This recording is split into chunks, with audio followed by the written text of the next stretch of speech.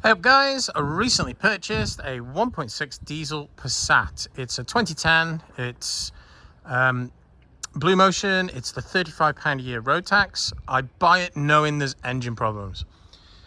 So pay probably double scrap value for it. Previous owner says to me, it had been losing water, but it hadn't lost any water for a while. It was investigated by the garage. And also the oil light come on. So it was losing oil and water. Normally that can be quite a, daunting, but I thought I'd roll with it and see what's wrong with it. And yeah, it completely died on me. After about 50 miles, goes into limp mode, wouldn't even rev, wouldn't even start probably for any longer than 10 seconds, wouldn't move. But watch this.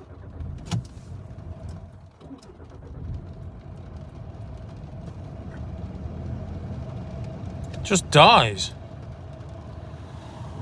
Mondeo tows it home. I get it on the ramps and I purchase an OBD11 scanner. Fantastic little tool for the money. It comes up with two main problems. A ruck of passive problems, but two main problems. The first main problem was the actuator on the turbo, and the second problem was clogged DPF. Get the car on the ramps, start poking around, seeing what's what. First thing I notice is the EGR cooler had been completely bypassed. The exhaust gases were going through, but no water was. Someone has added a pipe and bypassed the cooler. Whether this is still working, I don't know. Probably, but the cooler's gone bad, and I think that's where the water was being lost from, hence why they bypassed it. So I've ordered a new one of these, £200 auto dock. It won't cure the problem, but it is a problem. I know you can delete them. I know you can go down that road. I can't be bothered with the hassle. So I've just ordered a new one. Next up, turbo. I start looking at the turbo and I notice this bluing. It's clearly been cooked. I get it off and it is absolutely full of oil. And I know they say a little bit of oil is normal, but this was full of oil. So, have the seals gone? Hasn't been cooked essentially, because the exhaust gas is not being cooled, passing through this red hot, and also a clogged DPF not allowing the flow, so it's cooked the turbo. That would be my guess at this stage. Bluing being a good indication, oil being a good indication, and I'm no expert with turbos, but yeah, that's goosed. I've taken the DPF to be cleaned. United Diesels are cleaning the DPF at a cost of $192. They're going to pressure test it before, they'll pressure test it afterwards, so it'll tell me whether it was clogged and it contributed to killing the turbo. The exhaust gases not being cooled would have definitely contributed to killing the turbo. The new turbo, I've ordered a mellet, and that's coming through United Diesels as well. That's £430. It comes with a new actuator, comes with the gaskets. This one being rebuilt is going to cost about $390. So there is literally no point having this one rebuilt. But I will take this one apart and see if I can figure out what's gone inside of it. Tomorrow I get the DPF back. Tomorrow I get the turbo back. I've already fitted an EGR to the vehicle. That's on. It's just kind of dangling for now.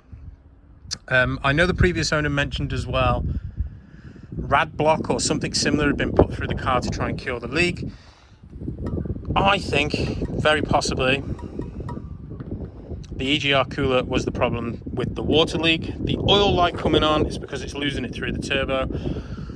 All of the air intakes are clogged with oil. I've got to try and clean that to the best of my ability, but yeah, I'll start putting it back together tomorrow. Fingers crossed. Okay guys, just picked up the cleaned DPF and the new mellet turbo from United Diesels in Shrewsbury. These guys have been absolutely fantastic. There's the data on the DPF. It was very blocked, which in my opinion would have contributed to the turbo getting hot. Yeah, along with the EGR cooler. Even gave me a Kit Kat. How cool is that? Well guys, the new turbo, the new EGR valve and cooler, and the clean DPF are all on the car. I decided to drop the oil. I've bought some new oil, fresh filter. Obviously I don't want the old oil going through the turbo. So I nipped into town, got some oil. This vehicle holds 4.3 litres. I drop the oil, open the sump, drop the oil. There's 5 litres in that jug, and there's 1 litre in this jug. So this explains where the oil is being pushed out of everywhere. There's been too much oil in it. So why has too much oil been put in this car? The oil light, the low oil light has been flashing, but it wasn't low oil. It's actually full of oil, too much oil. I decided to take the sump off to see if I can find any metal shards or anything like that. First thing I noticed is this little plastic. What's this? I first thought it was metal. It's plastic. It's from the top of the oil sensor. The oil level sensor that lives in the bottom of the sump.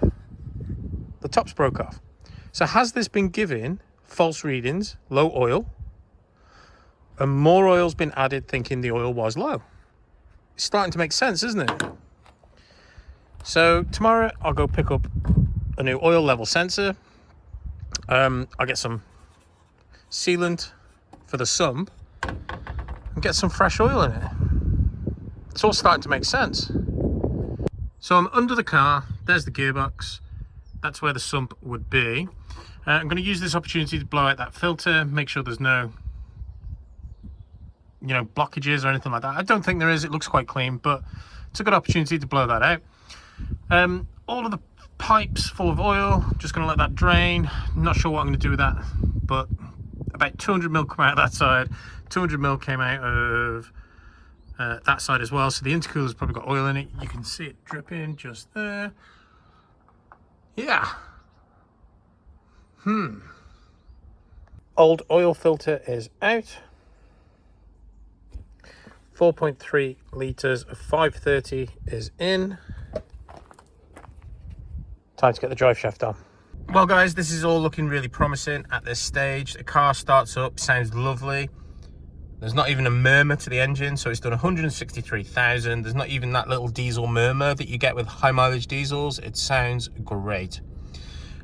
Steering angle sensor light, whatever that is, haven't got a clue, but I don't think it's an emergency. And DPF light.